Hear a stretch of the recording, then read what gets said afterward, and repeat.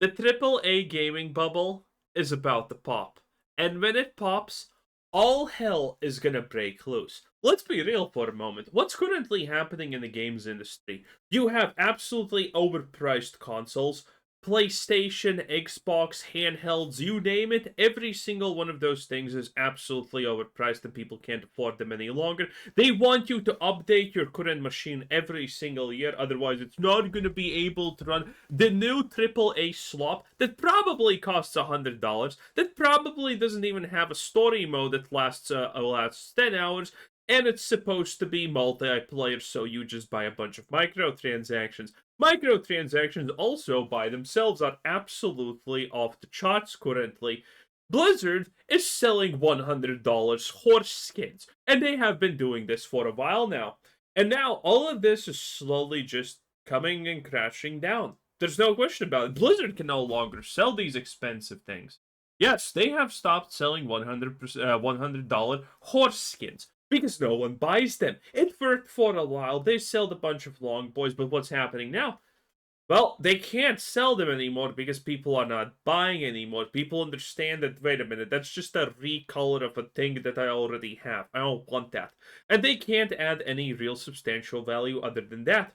Other games are facing the exact same consequences.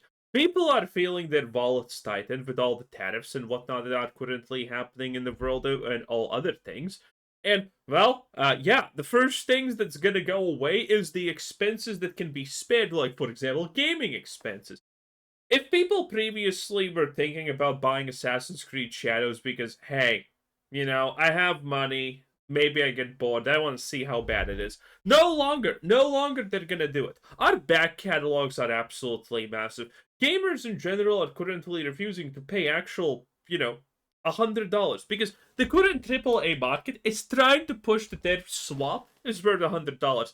Ain't no way. And some companies, while they are trying to do this, you can see Ubisoft is trying to call their games quadruple A and sell them to you for $90. But most games are understanding, wait a minute, this is not working out.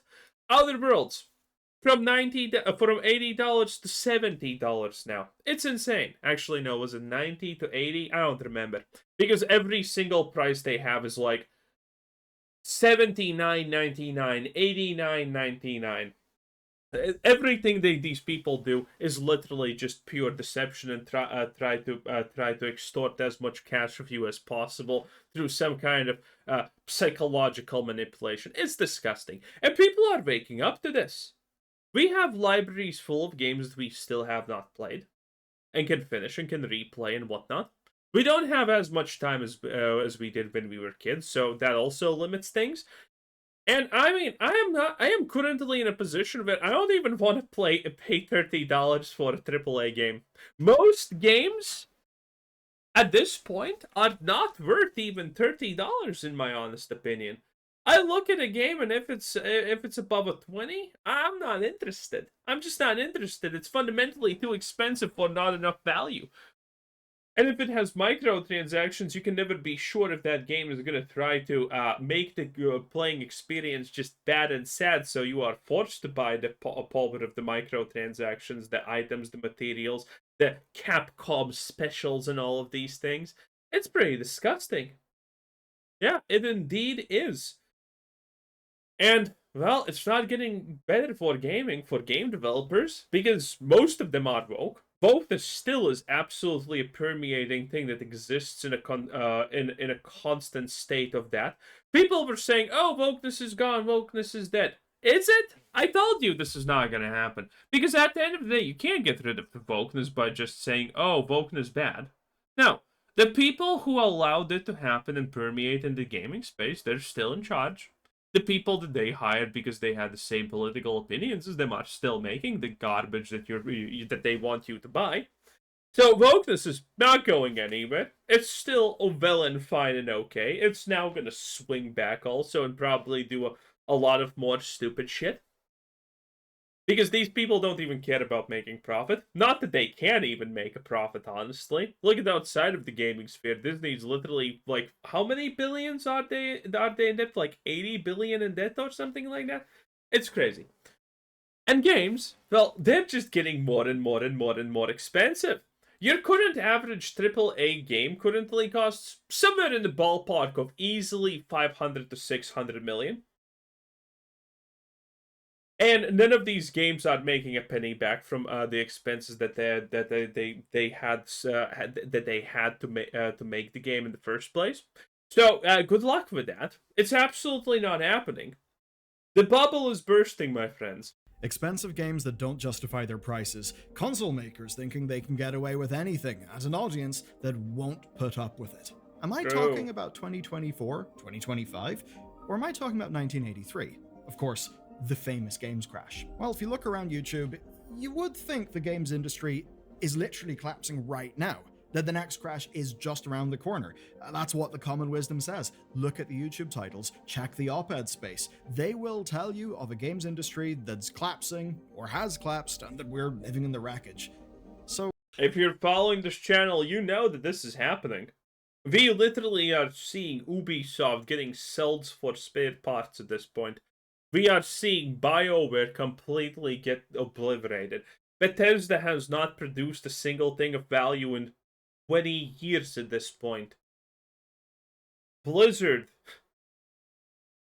is an international meme currently. My god, we had the fight animation of the War Within, and now we have that midnight trailer that literally took one of the most hottest feminine female characters in the whole of Blizzard lore, Liadrin, a Blood Elf Paladin, and made her into a square jaw looking fucking man.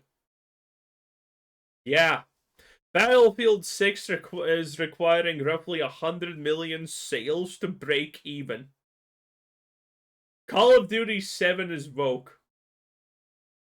let's talk about that, because we looked at the data. What does a crash mean? Is it Rome burning around us? Or is it a little bit more like one of those great extinction events that you learn about as a kid that kind of scares the bejesus out of you, only for you to realize that you're living through a mass extinction right now? We can't compare 1983 to the present day unless we're all on the same page about what 1983 even was. So, what was the video game industry crash? Here's a brief version. It's the name for the 1983 to 1985 games recession. At the time, Atari was the biggest player in the console space. They reported 3 straight quarters of losses in games. By losses, I mean over $500 million of losses. If you adjust those for inflation, that's a lot in modern day money. It's over $1.6 billion a year. That's brutal. The market... Yeah, this is arguably as brutal, by the way, as Ubisoft. 12 billion debt. As a whole went from 3 billion in 1982 to 100 million in 1985. Essentially, down a cool 2.9 billion, which is kind of shocking for a crash. Well, there are 2 factors that drove this collapse with Atari. First, Atari set absurd expectations for their games. Quality didn't matter. Which we are doing currently at an extremely rapid pace. They ordered more copies. Listen, boys, there's real bubbles and there's fake bubbles. Fake bubbles are the housing market collapse. If it collapses, it collapses for 4 years and the average person doesn't get shit from it. And then there are real collapses, like the game collapses when people just don't want to buy shit. Of Pac-Man than they had consoles. This led to the second problem. Retailers refused to order bad games like Atari's E.T. or Pac-Man, and this affected all console makers, continuing until a little company called Nintendo came along and brought out the NES.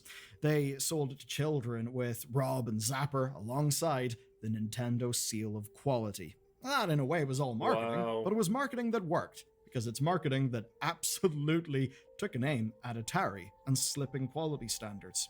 And that is how Japan saved the game industry. All of that is true, but actually, it's not the whole truth, because here's the thing. The crash of 1983 was specifically an American console industry crash. Europe, South America, Japan, and the UK were impacted, but their markets were different, and that's at least partially because of the dominance of home computers. So, yeah, PC Master Race, BBC Micro. True! Now, I'm not downplaying the damage here. Loads of developers and publishers went out of business in America. It was brutal. But we need to mark the difference between then and now. The reasons for a crash kinda can't be the same. The reason why is because the industry is not the same. But that does not mean that the reasons won't rhyme. Before a start, the modern industry isn't losing money in the same way that Atari was back in the day. Newser reports that the total industry grew by 0.2% year on year to That's not a lot. 184.3 billion. That is absolutely stagnant. But I want you to remember that number, because as we've covered in the last few years, individual companies might not be making money as quickly, but they're rarely losing money, unless they're Ubisoft. Overall, things are not crashing, but what they are doing, Or BioWare, or Blizzard, or a lot of companies. Most companies are currently leaking and hemorrhaging money. I mean, again, look at Concord. Sony paid 400 milli for that garbage. is plateauing. I want you to take a look at these staggering graphs. These are compiled by Matthew Ball of Epilion, and they're kind of wild. From 1990 to 2010, the games industry grew relatively stably. From 2010, it effectively doubled in size. And as Matt points out, Yeah, that's roughly absolutely everything in economy follows the same principle, by the way, if you did not know. So, did not just outpace itself. The games industry outpaced real GDP growth. And his argument, well, it was a perfect storm of factors building on stable console and PC platforms. Those included the growth of live services and microtransactions, social play with the likes of Discord, because that social infrastructure now existed where, in the earlier days, as good as Xfire may have been, wasn't as good as Discord. Cross-platform work and some innovative new genres were attracting more and more people, even new audiences. But the peak was 2021. That's the same peak we've been talking about for the last 2 or 3 years. roughly, this is when a lot of companies decided that women need to be a core part of gaming. And women said, sure, but not actually. Years, where the industry believed the market would grow and grow and grow, that COVID was an acceleration of a trend that would not end. Obviously, it has, because we plateaued. But they didn't think that at the time. Oh yeah, also that, obviously. But underlying all of that is a try and push to make women into players. Okay? Gaming is literally attempting the same as Marlboro cigarettes did back in the 80s. So they took investment cheaply, nice little 0% rates floating around everywhere, and they assumed they would succeed. And as Matthew argues, it's less that their predictions failed and more that the industry just went headfirst into a wall, where growth stopped hard overall for the last 4 years. Now, this happened despite some of the biggest and best-selling games of all time. If you eliminate... Well, yeah, because growth is based on microtransactions and in-game purchases and all of that shit nowadays. Growth, 60% of all money generated through gaming is mobile games. What are mobile games if not free-to-play microtransactions? So, effectively, for this industry to keep on growing, you just need to sell more and more microtransactions. Not actually game copies. That doesn't make enough money, but microtransactions do make enough money. So, that's really hard to sustain.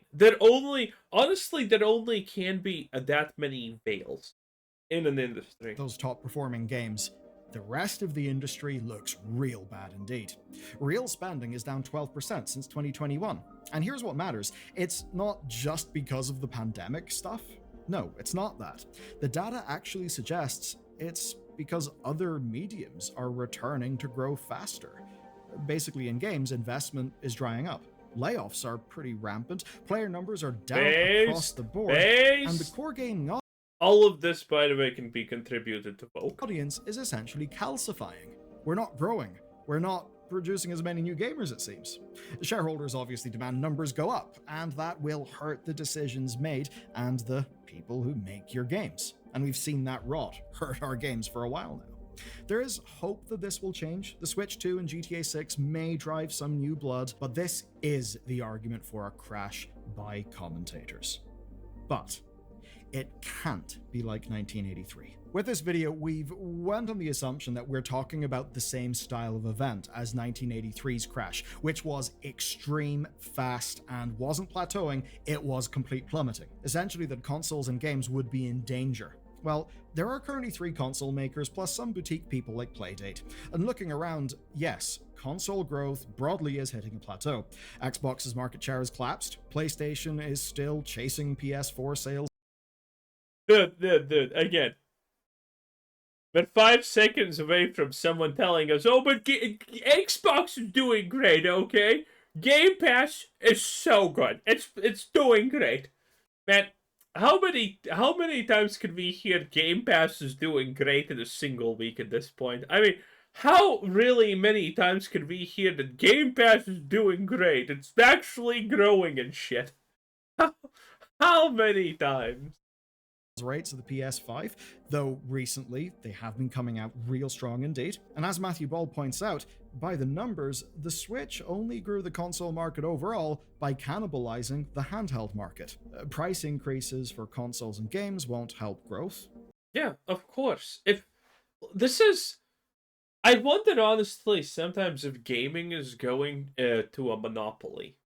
And hopefully that monopoly is Steam. Probably Steam, because everyone else is destroying everything. Because you need to understand, we are kinda at a plateau when it comes to actual people and what they are spending their money on, and new people coming into gaming. It's true, we kind of have plateaued at that a little bit. Now, there's a lot of space still unoccupied, but currently people are fighting for the already existing player base. And, well, if Xbox wins, that means PlayStation dies. If Steam wins, that means PlayStation and Xbox die. If Switch wins, that means everything else that is a handheld loses, because considering every game is on every platform now, that means that, well, there's no reason to have more than just one platform that you play games on. That's the reality. Plus, no one's playing fucking PlayStation's Concord tax at this point. We would think. Of course, what they are is the industry responding to a smaller addressable market and to higher costs. But that's where I have to stop things, because the Switch 2 happened after Matthew Ball's report, and after we started looking into this topic. And the Switch 2 has outperformed sales expectations. It actually seems it's doing really, really well. I can at least say from my subjective experience, being able to play Tears of the Kingdom at a solid 60 FPS basically means it's now a playable game, and it's a bloody good one at that. With the Switch 2, the baseline quality of a video game experience for a humongous number of people, millions upon millions, has just increased substantially. I think that will help to nudge up our game numbers. Of course, we've also got GTA 6. That will help to spark PS5 adoption, and Newzoo are predicting 7% growth for the console market from 2025 to 2027. What's that going to be driven by? Well, Switch 2, which we're already seeing is very much on trend to do that, and GTA 6. So that means that consoles are not crowded. GTA 6 is going to help, but after that, I mean, there's no reason. Again, there's already no reason to own anything. I'm going to play GTA 6 even if it costs $100, but I'm not fucking buying a PlayStation to actually play it. I'm just waiting until it releases on Steam. That's how simple it's gonna be. And there's a lot of people like that. Okay, listen, paying $100 or $200 for GTA 6, arguably worth it. Okay, some people are gonna say no, understandable, but paying a Concord tax and buying a PlayStation to play, get the fuck out. As a whole. Xbox is having its problems, but they've at least got other outlets, like PC. And that whole multi-platform thing was not the same as it is today back in 1983. But the other huge factor is PC. It rarely spikes, but that's just because it shows consistent, meaningful growth every single year. Albeit, much of that is with a nice little 30% cut going to Valve. So the way we play games is likely not going to change as part of a crash.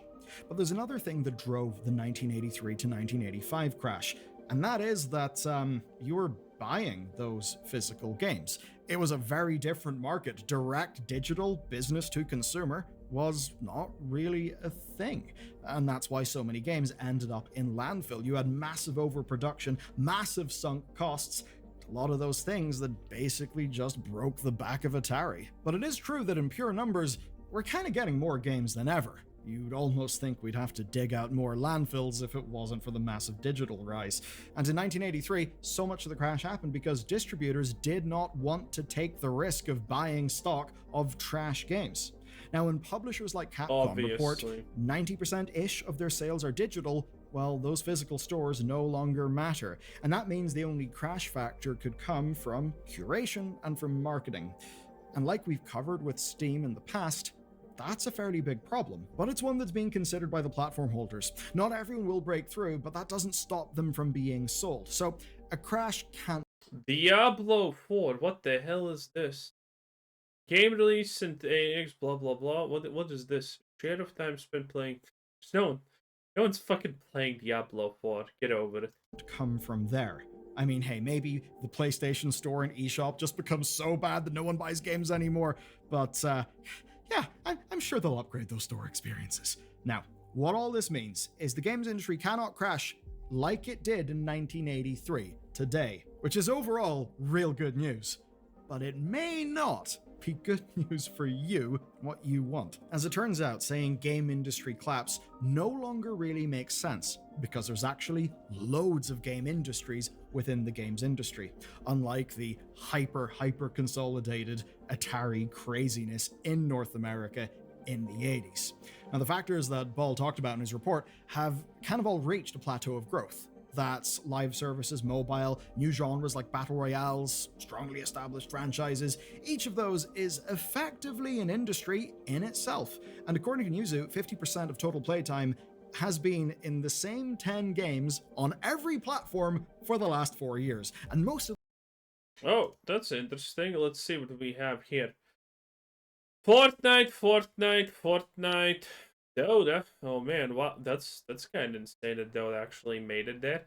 CS2, EA Sports, SAD, GTA 5, Roblox, Call of Duty, Valorant, World of Warcraft, SimSport, Overwatch 2, Escape from Tarkov. Wow, Escape from Tarkov, eh? That's pretty interesting. Okay, that's PC, by the way, but you know these are different. Also, notice how EA Sports is just not even anywhere near, and The Sims is also PC. That's interesting. World of Warcraft, obviously, no one's playing that. They're Destiny 2 on Xbox. Sad. Very sad. ...platform for the last 4 years, and most of those games are at least 5 years old. Annual franchises dominate pay-to-play sales, and for most people, those are just the 1 or 2 games that they play. And yeah, because they're the biggest. We know. There's no way this is not a thing because they are the biggest. To them, that is the games industry. Just like how for the reported over 21 million concurrent players on Grow a Garden on Roblox, well, Roblox is their game industry, right? That one game in... Roblox surpassed online players on Steam. They had like 47 million, while Steam had 41 million people online at the same time, which is insane, considering everyone knows what's currently Chris Hansening with Roblox, right? Roblox is bigger than Fortnite. Just let that, process in your head. That's mad. That is bigger than the entire average concurrent player count on Steam, and it's just a game in Roblox. Still, that is something that contributes to game industry numbers. So if you're making Grow a Garden or something in Roblox, how much are you going to care about audiences or developers that are on consoles or on Steam? It's actually insane that something like Grow a Garden works. What the hell is this? The scale of indies will be completely irrelevant to you. But what about indies? Will they somehow save us? Well, the indie apocalypse has kind of been happening since 2015. It's really never got easy for them. Now, what that does mean is a lot of turtles die. But, through a bit of a Darwinian process, the few that do reach the water and somehow survive can end up being absolute bangers. And we see so many amazing indie games these days. But wrote large, what we still... Are we really gonna call Genshin Impact and Elden Rings,